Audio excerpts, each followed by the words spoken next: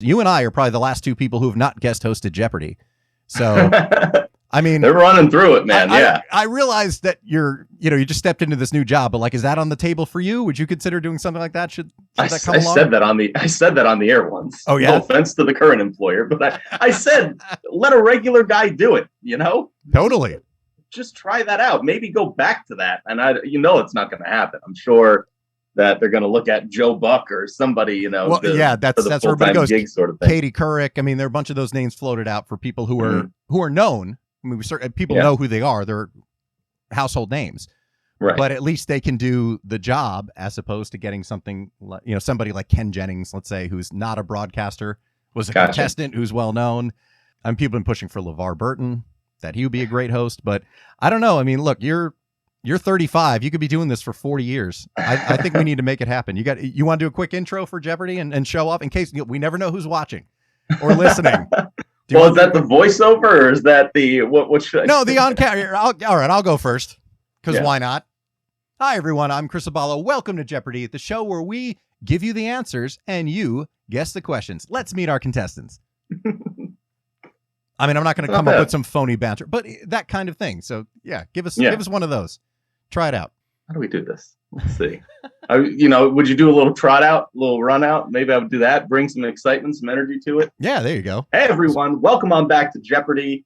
You know the drill. We give you the answers. The guests give us the questions, and they take home the cash. Oh, see, look at that. See, hire this guy. Hey, what a pro. Not bad. No, not at all. Just give me an audition, guys. That's all I'm saying. Right. Bring in somebody who then could be associated with. I mean, look, Alex Trebek had been working for a while, but people know him as the Jeopardy guy. True. Why can't Joe Murano be the Jeopardy guy? just go after a regular guy, see what happens with a little broadcast background. Yeah, right. Yeah, go after a broadcaster or an announcer. That would be cool. Or even like The Bachelor. They're having trouble. That host is in a little bit of hot water right now. I mean, I don't know if we need to get into that, but yeah, I get it. I mean, but are you willing to count roses? Are you up for that gig? I would try that gig out for sure. I've done news and sports. I would branch into that world. Branch into rose counting. Matchmaker. Is that it? I don't know. Ladies, this is the final rose. Yeah. Are you willing to be trapped in a resort for 6 weeks with a bunch a bunch of maniacs? I've barely seen that show, but yeah, there's a lot of. It does seem like they have. Like the host has to get in on a lot of like, look, Jeff, it's okay. I know. And then Jeff's crying, whether that's fake or not. And they're like, I gotta go after her. And I just, okay.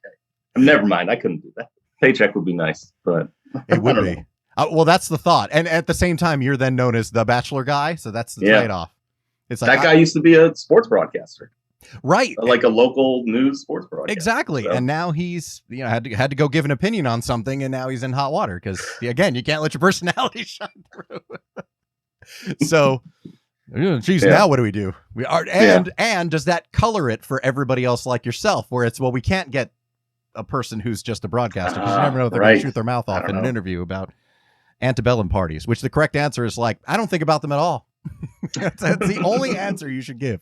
What a great gig. Alex Trebek literally did it until about 6 days before he died.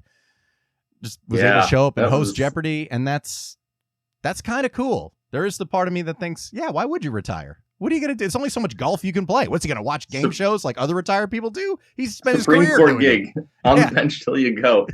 There's a part of that. There's something to that. Like there's that sort of show. I wouldn't blame. Bob Barker did it till probably late 70s. Or maybe into his 80s. I can't remember how long Drew Carey's been on The Price is Right now. But he did that. That sort of thing I could definitely do. There's other things I see people do and I don't get. Tony La Russa has been out of baseball for 10 years. I mean, outside of coaching and in the game like that. And just got hired to be the White Sox manager this year at 76. Our president, also in his mid-70s. Guys, I want to coast when I'm in my 70s.